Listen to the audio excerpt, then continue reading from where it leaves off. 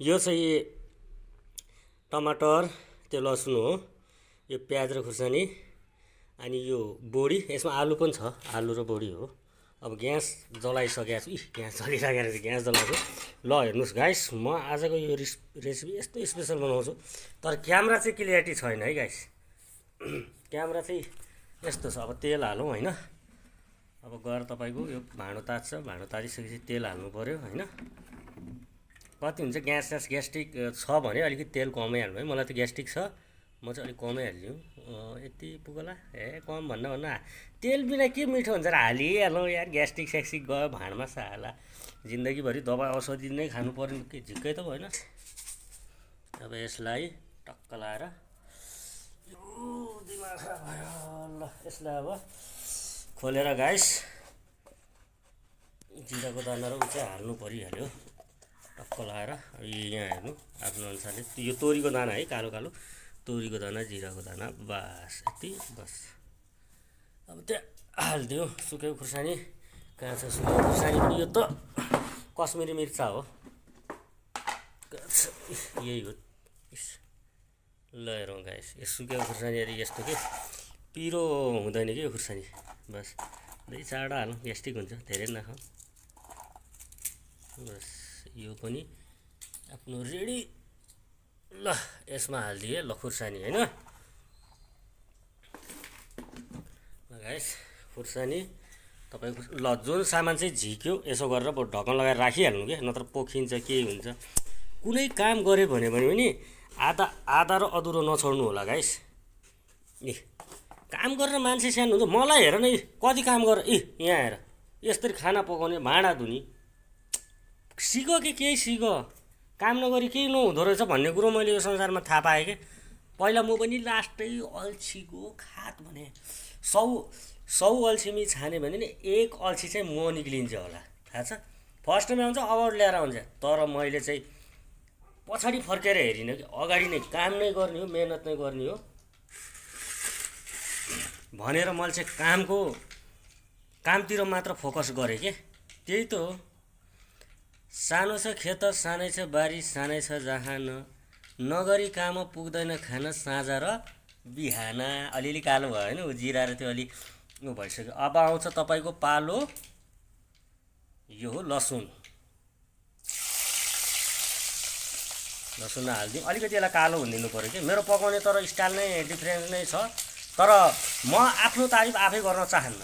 म निगो, म यति राम्रो, म यस्तो खाना यस्तो भन्न चाहन्न कि। तर धेरैले त्यही पनि धेरैले भनेका छन् कि यो बिचरा तेरो हात निगो हो कि तँ मसला सेक्रेट मसला हाल्दा छ भने। तर मैले चाहिँ जो तिमीहरू बनाउँछ त्यसरी नै हो भन्ने कुरो राखेँ। हेर्दै जानु के हुन्छ। बनाउनु त यति मजा, मैलाई त बनाउनै हात त बनाउने त यति मजा आउँछ भने झन् खाना पनि कति आउला है गाइस। ल त्यो कुरो पनि हो क्या। बनाउने चाहिँ मैले बनाउँदै म छु। अब कोही खानेछन् भने म चाहिँ यहाँ बेङ्गलोर बस्छु, कोटगल्ली भन्ने ठाउँ आउनु होला। सब्जी माग्नु मन छ भने दिइदिउँला, कोही बात छैन। आयो गाइस, तर स्पेसल यहाँ हेर। अब यो प्याज हालेँ होइन। अब चट्टै यसो चला हल्का अलिअलि यसलाई प्याजलाई अलिकति गल्न दिउँ कि। प्याज गलेपछि मस्त, त्यसपछि आफ्नो टेस्ट हान्ने भयो, उ गर्ने भयो। अरे किडनी का साइड में दुखे रे यार, बेली पुरुबाट यार यति हालत खराब हो गई यार। ल कति राम्री बास आई यार। तर यो फोनमै है मोबाइल बनाउने कि सब कुछ बनायो। यहाँ हामीले केही चिजको बासना भयो। अब सब्जी बनाएपछि महँगो बास आएपछि कति राम्रो बास हेर्दा मात्र मिल्यो कि। यो खुर्सानी हो, यी त्यस्तो होइन। चुलो पनि कस्तो फोहोर राखेँ कि सोचला, त्यो होइन, चुलो नै पुरानो हो। यी त्यस्तो केही पनि होइन। यो सेतो के पो लाग्यो हो कि। गयो त यार। होइन गाइस, गयो चाहिँ यसलाई त कपडा भिजाएर पुस्नु पर्ने रहेछ। जाओस् दिमाग खराब पान परक। छिटो गल त प्याज। भात त गाइस मैले पकाइसकेँ। भात पकाएर रेडी गरेँ। अघि भन्थेँ नि त फस्का हान्यो होला, गफ दियो होला भन्ने सोचेको नि त। भात माझमा लगाएर म त्यहाँ लाइभ अघि आएको थिएँ। यी एक रोटो बचेको छ। हेर राइस एकदम रेडी भइसकेको छ। अब पालो आयो। अब चाहिँ यो प्याजलाई हल्का और 2 सेकेन्ड गल्न दियो कि यो नगल्नसम्म प्याजै पाकेन भनेपछि के भने ठास प्याज गनाउने भयो नि त। ल हेर्नु गाइस, जो पनि छौ घरवटा बसेका छौ स्वाइनी गाममध्ये छ भने बिचारा आउनसम्म भात पकाई भाँडाकुडी धुइबाट राख्या मेरा जसरी हैन, त्यो गर्नु। म त रोज हो यो अहिले देखाउनका लागि मात्र होइन, धेरै दिन भयो धेरैले भने कि कस्तो के बनाउँछ रेसिपी भनेको। अब ल हाले अब यो ग्यास छ नि, ग्यासलाई पुरा लोमा एकदम कम आगोमा छोड्नु पर्यो। यसरी लोमा गयो होइन, लोमा छोडिदियो।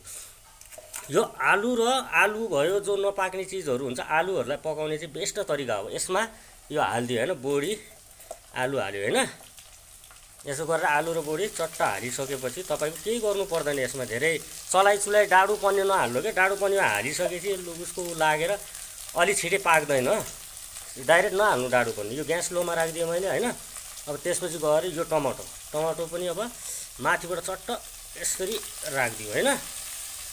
अब आउँछ तपाईँको कहाँ गयो मसला कुसला पनि कहाँ गयो यार, हुना खाना बनाउने सधैँ मुई हुँ, मिलाई थाहा हुन्न यार।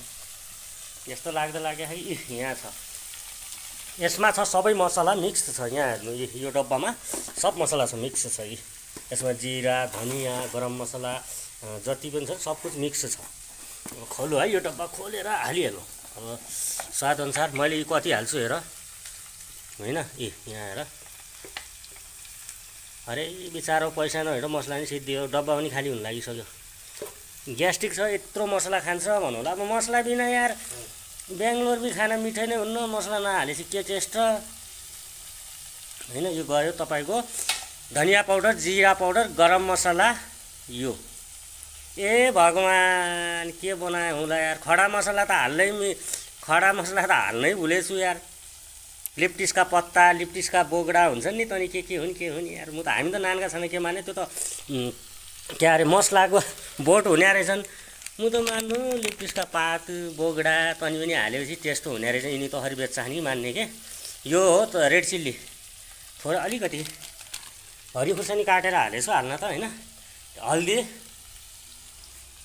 अब यो आयो तपाईँको हल्दी होइन। अब सब कुछ भइसक्यो। हल्दी, अब हल्दी चाहिँ अलिक हेर्नमा पनि राम्रो होस् नि, पयालो लागोस् होइन। यो आयो तपाईँको हल्दी, कति धेरै हालेको भन्यो होला ठिकको हुन्छ। यो अलिकति पयालो त हुनु पऱ्यो। कहाँ गयो नुन कहाँ छ त, नमक। कोही पनि चिज सामानहरू निकालिसकेपछि यसरी यहाँ आएर गाइस यसरी यो ढक्कन लगाएर राखिहाल्नु कि। कहिले माखो पडला, किडो पडला, किर्मल्लो पडला। आफ्ना घरको आफूले आफ्नो स्वास्थ्यको आफूले ख्याल राखेन भनेपछि अरू मान्छे आएर राखिदिन्छन्। अरू मान्छे त राख्ने कुरो नै भएन। यो नुनको डब्बा एकातिर छ, ढाक्कन एकातिर फालेको छ। हजुर म त घरको लोग्ने मान्छे होइन कि स्वाइनी मान्छे हो यार। चुलामै मेरो जिन्दगी काटिने हो त। यस्तो सोच हुन्ला छ यार। बिहा गरेपछि यति पाउने हो, 2 हातले खाने हो भने यसै जिन्दगी भाइ। तर गाइस त्यो त अब गर्नु नै पर्ने हुन्छ काम चाहिँ होइन।